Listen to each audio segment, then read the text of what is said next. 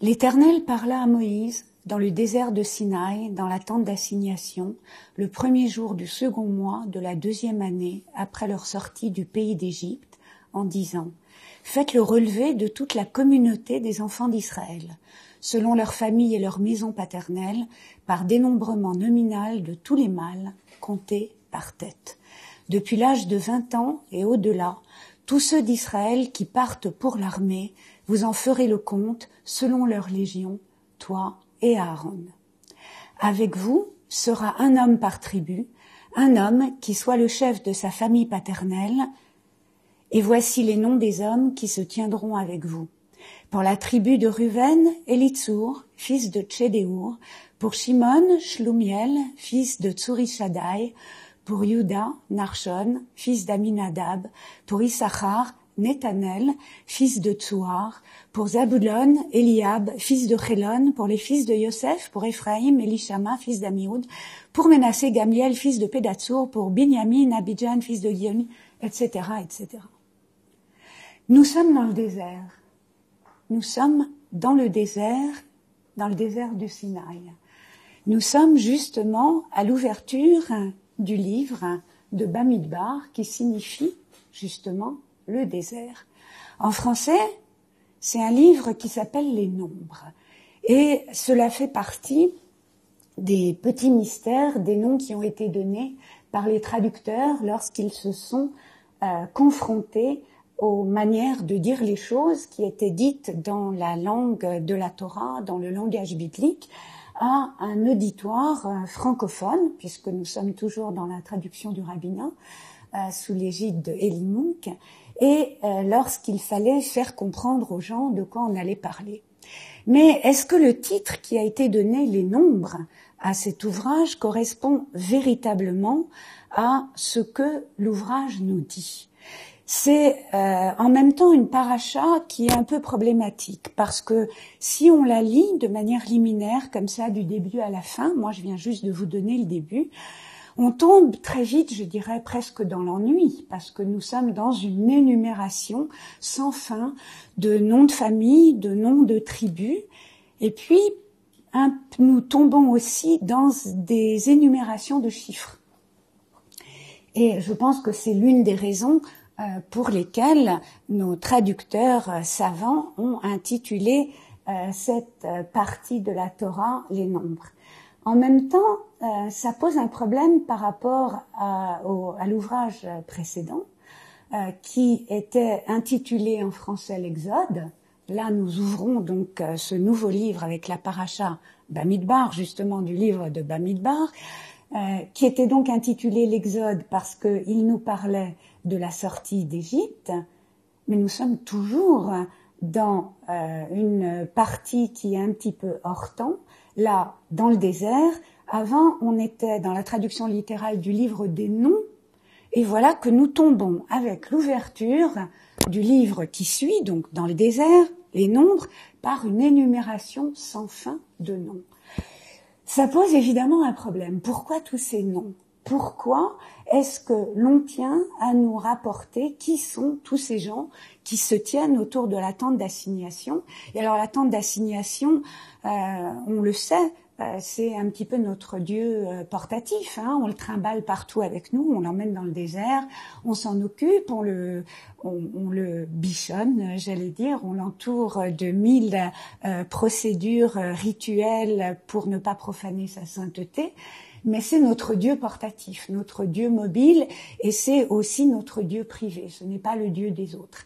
Et donc, l'Éternel, peut-être Dieu universel, parle à Moïse, notre maître.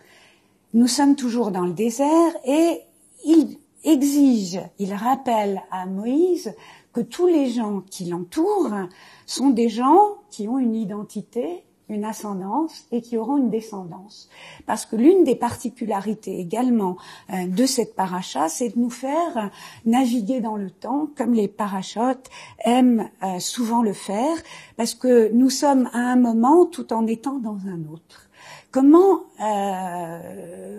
expliquer ce que je viens de dire ?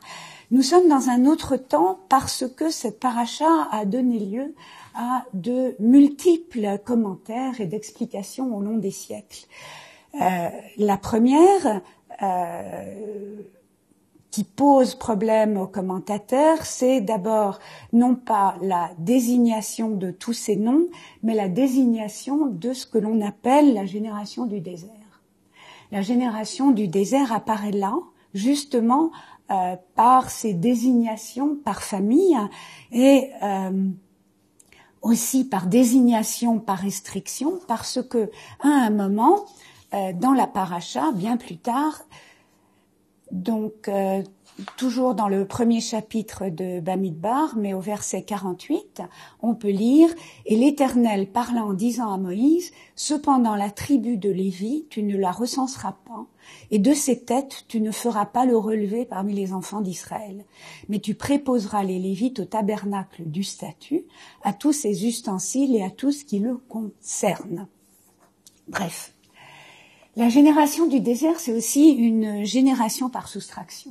Tous ceux qui sont nés, et alors on peut le voir en cours de lecture de la paracha, sont décomptés à partir du moment de leur naissance. Il y a deux sortes de décomptes, et nous sommes dans une période de l'année juive où nous comptons tous les jours.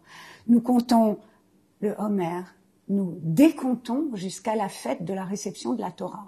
Et là, nous nous baladons vraiment dans le temps, parce que au moment de la fête de Shavuot, il va y avoir l'épisode du vaudeur, mais si on lit déjà notre paracha avec Rashi, on va voir que Rashi nous dit que c'est la génération du désert parce que c'est justement cette génération-là qui va accomplir le péché du vaudeur. Que doit-on comprendre avec cette symbolique de la génération du désert? Ce que nous savons, c'est que dans toutes les civilisations occidentales, quand on dit la génération du désert, ça veut dire que c'est la génération déshéritée. Celle qui n'a pas eu de chance parce qu'elle est mal tombée, elle est mal née. Or, pour ce que nous disent les commentateurs, cette génération du désert est en même temps une génération extrêmement particulière. C'est la génération qui ne doit pas entrer en terre de Canaan, c'est celle qui ne doit pas voir la terre promise. Mais en même temps, Moïse non plus ne doit pas voir la terre promise. On a cherché beaucoup d'explications. Pourquoi cette génération est-elle condamnée ou maudite? On ne sait pas trop.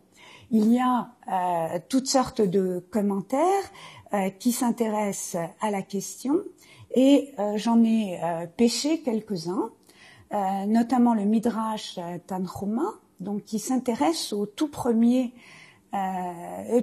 verset donc de Bamidbar, verset 1, donc Nombre, chapitre 1, verset 1, et qui nous dit cela. Juste pour petit rappel, le Midrash Tanchuma, on n'a pas évidemment sa date de rédaction, entre le 5e et le 8e siècle à peu près. Donc bien après déjà que les Massortim aient réparti, ou à l'époque où les Massortim ont réparti les ouvrages de la Torah en parachiotes. Alors, cela nous dit ça. Alors l'Éternel parla à Moïse dans le désert du Sinaï. Ce texte est rapporté, et on lit un verset des psaumes. Ta justice est comme les montagnes puissantes, tes jugements sont comme le grand abîme. La justice que tu apportes dans le monde est proclamée sur ces montagnes. Mais vos jugements sont comme le grand abîme. Un jugement que tu, avec tu majuscule, c'est pour Dieu, exécute pour le monde est comme le grand abîme, comme l'abîme est dans un secret. Tes jugements sont aussi dans le secret. Comment ça? Lorsque Jérusalem fut détruite, elle fut détruite le 9 Av. Mais quand on la montra à Ézéchiel, il semblait être le 20e jour. Pourquoi? Pour ne pas en faire la publicité, pour ne pas le rendre public. Cependant, lorsqu'il est venu magnifier Israël, il a rendu public le jour, l'endroit, le mois, l'année, l'époque. Quel jour? Alors, Bamidbar, verset 1, le premier du mois. Dans quel endroit? Toujours verset 1, dans le désert du Sinaï. Et en quel mois? Au 2e mois. Et en quelle année? En 2e année. Mais à quelle époque? Après leur exode du pays d'Égypte. Que leur a-t-il dit? Comptez les chefs de toute la congrégation des enfants d'Israël. Toujours dans le Midrash Tanchuma, et cette fois c'est Siman 2, nous pouvons lire Alors, l'Éternel parla à Moïse dans le désert du Sinaï. Ce texte est rapporté à Yirmiyahu, donc chapitre 2, verset 31. Ô génération, comprends la parole de l'Éternel. Ai-je été un désert pour Israël ou un pays d'épaisses ténèbres? Le Saint béni soit-il dit à Israël, parce que tu as dit à Moïse, donc dans Bamidbar 21.5, pourquoi nous as-tu fait monter d'Égypte pour mourir dans le désert? Verset tiré de Yirmiyahu. Ai-je été un désert pour Israël? Demande de Dieu. Ai-je agi comme un désert pour toi? Alors ça, c'est quelques exemples très condensés de ce que ces chapitres qui peuvent paraître d'énumération ennuyeuse, ou en tout cas qui peuvent poser des questions, pourquoi est-ce qu'on nous raconte tout ça, ont posé aux commentateurs. Mais ce qui est aussi intéressant là-dedans, c'est évidemment de lire non seulement les noms des familles, fils de qui, ancêtres de qui et à quel moment, pour voir que dans le commentaire de Rachi, celui-ci nous dit qu'ils furent enregistrés selon leur famille. Ils présentèrent leurs documents généalogiques et des témoins pour confirmer leur ascendance, pour être enregistrés chacun dans sa tribu. Ça, c'est quelque chose de très intéressant parce que, évidemment, c'est pas dit dans le Tanakh, mais nous avons ces mentions de un tel, fils de un tel, qui nous donne une généalogie. Or, cette généalogie est en même temps une généalogie clanique, puisque là, ce qui est intéressant, et ça je ne l'ai pas encore lu, mais je vais y arriver bientôt, dans cette paracha, c'est qu'on peut voir qu'on demande à tous les Bnei Israël, à tous ceux qui sont autour de Moïse, de se rassembler tribu par tribu. Et alors, je vais arriver au verset qui est là. Alors, c'est au 52, donc je vous ai lu tout à l'heure le 48, on nous dit « Les enfants d'Israël, donc les Bnei Israël, camperont, chacun dans son camp et chacun sous sa bannière, selon leur légion. Et les Lévites, donc c'est le verset d'après, camperont autour du tabernacle, du statut, etc., etc. » Alors, nous avons la désignation, dans un premier temps, première étape de tous ceux qui ont au-dessus de 20 ans. Ceux qui sont aptes à faire l'armée. Ce sont des choses qui nous parlent, je dirais, dans l'actualité directe d'aujourd'hui, là où nous nous trouvons, à ce moment de l'année où nous décomptons les jours, chaque jour qui passe portant son propre poids.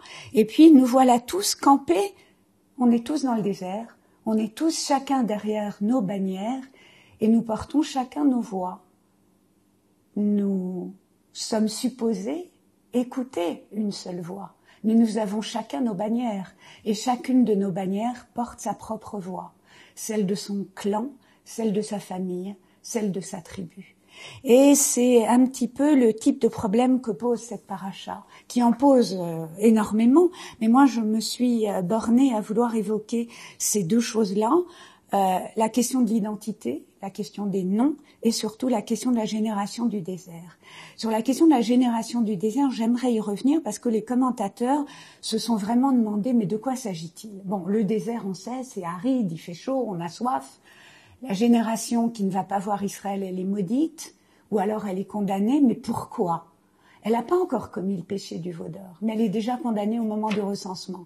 On sait qu'elle est condamnée au moment de son recensement, et à partir des bébés, tous ceux qui ont 1 mois et plus, nous dit la suite de la paracha. Comment est-ce qu'on peut expliquer ça? Alors là, je vais au Talmud. Je vais dans Sanhédrin 110b, donc le Talmud babylonien, pas le jérusalemitain. La Mishnah nous enseigne « Les membres de la génération du désert n'ont aucune part dans le monde à venir. Les sages ont enseigné. Les membres de la génération du désert n'ont aucune part dans le monde à venir. Comme il est dit, dans ce désert, ils seront consumés et là, ils mourront. » Toujours dans Bamidbar, chapitre 14, verset 35.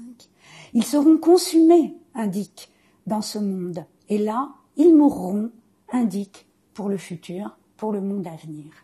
Et le verset déclare, à propos de la génération du désert, « C'est pourquoi j'ai juré dans ma colère qu'ils n'entreraient pas dans mon repos. c'est un verset qui vient des psaumes, indiquant qu'ils n'auront pas le privilège d'obtenir le repos éternel. C'est la déclaration de Rabbi Akiva. Rabbi Eliezer dit, ils viennent dans le monde à venir, comme il est dit, rassemblez à moi, mes pieux, ceux qui sont entrés dans mon alliance par des offrandes. Ceux qui ont quitté l'Égypte ont conclu une alliance éternelle avec Dieu au mont Sinaï. Mais comment puis-je comprendre le sens de l'expression « Pourquoi ai-je prêté serment dans ma colère ?» Il faut comprendre « Dans ma colère, j'ai prêté serment et j'ai reconsidéré. Et dissous le serment quand ma colère s'est calmée. » Rabbi Yoshua ben Korcha dit « Ce verset a été dit à la génération du désert uniquement en ce qui concerne les générations futures et doit être compris de cette manière. Rassemblez mes pieux, mes chassidim, à moi. Ce sont les justes qui sont dans chaque génération, ceux qui sont entrés dans mon alliance par l'offrande. Ce sont Hanania, Michaël et Azaria qui se sont soumis à la guerre. Génération condamnée. Les commentateurs ont du mal avec cette idée. C'est la raison pour laquelle on peut lire dans un autre ouvrage, qui s'appelle le Tana Deve Eliyahu. Alors c'est une compilation midrashique. Il semble que les morceaux les plus anciens viennent à peu près du IIIe siècle, donc on est quand même 3 siècles après la destruction du temple. Là, je compte pas dans la sphira juive, mais dans le décompte universel. Mais la compilation finale, elle date du Xe. Le Xe siècle, c'est bien après, c'est après la conquête musulmane, c'est juste avant les croisades. Pour se situer un petit peu au moment de la compilation finale. Et voilà comment le Tana, donc le Tana, donc c'est le livre d'Eliaou, nous dit sa manière de penser. Une fois, alors que j'allais d'un endroit à un autre, un vieil homme m'aborda et me demanda « Mon maître, les générations récentes sont-elles plus dignes que celles qui sont sorties d'Égypte ?» J'ai demandé « Mon fils, qu'est-ce qui te fait dire que les générations récentes seraient plus dignes que celles qui sont sorties d'Égypte? Voyez avec vos yeux et entendez avec vos oreilles. La génération de Moïse n'était-elle pas assez digne de recevoir la Torah en son sein? Regardez avec vos yeux et entendez avec vos oreilles et appliquez votre intelligence à toutes sortes de preuves et vous découvrirez que la Torah et les prophètes étaient au milieu même de cette génération. Donc il y a là interrogation, mais c'est une interrogation qui nous renvoie aussi à une autre interrogation, celle qui a été soulevée par la Mishnah, qui nous a dit dans le Talmud que la génération du désert n'avait pas de part dans le Olam Haba. Elle n'aura pas de résurrection. C'est pas vrai. Ce n'est pas comme ça que ça s'est passé. D'abord parce que le serment a été prononcé dans la colère du moment où le péché, qui ne s'était pas encore produit, mais qui allait se produire à un autre moment, n'avait pas encore été accompli, mais qui était prévu, puisque finalement ces 40 années de déambulation dans le désert, c'est un peu ce qu'on peut voir parfois dans l'actualité. On retourne toujours au même endroit, au même moment, on recommence quelque chose qu'on a déjà fait. C'est un peu parfois les mêmes gens, parfois c'est pas tout à fait les mêmes. Est-ce que c'est la génération du désert qui est en train de s'activer là, tous ceux là qui tournent et qui retournent et qui se retournent dans les mêmes lieux? Ils n'auront vraiment pas droit à leur part dans le monde à venir? Est-ce vraiment comme ça? Et là, il y a un autre commentaire que j'ai tiré de la Psikta Rabbati, qui précède dans sa chronologie le Tana Deve Eliyahu, puisqu'on pense qu'il a été rédigé entre le 6e et le 9e siècle, donc bien avant les croisades, mais entre la clôture, disons, du Talmud et la conquête musulmane, donc c'est à peu près à ce moment-là. Et à propos de cette paracha, voilà ce qu'il nous dit. Il se leva et mesura la terre. Il est enseigné dans une baraïta, selon Rabbi Shimon Ber Yochai, c'est la saison aussi, Ces paroles impliquent que le Saint béni soit-il a pris la mesure de tous les enfants des hommes et n'a trouvé aucun autre homme que notre maître Moïse digne de prendre en main la sortie d'Israël hors d'Égypte. Le Saint béni soit-il a pris la mesure de toutes les mers et n'a trouvé aucune autre que la mer Rouge digne d'être amenée par Israël. Il a pris la mesure de toutes les générations et n'a trouvé aucune autre génération que la génération du désert digne de recevoir la Torah. Le Saint béni soit-il a pris la mesure de tous les peuples et n'a trouvé aucun peuple entier autre qu'Israël digne de recevoir la Torah. Et il continue. Pourquoi donc était-il nécessaire que Béhéra, donc le fils de Balaam, meure en exil? Et là, on peut penser à d'autres qui meurent en exil aussi, qui n'ont pas le privilège de pouvoir entrer en terre promise.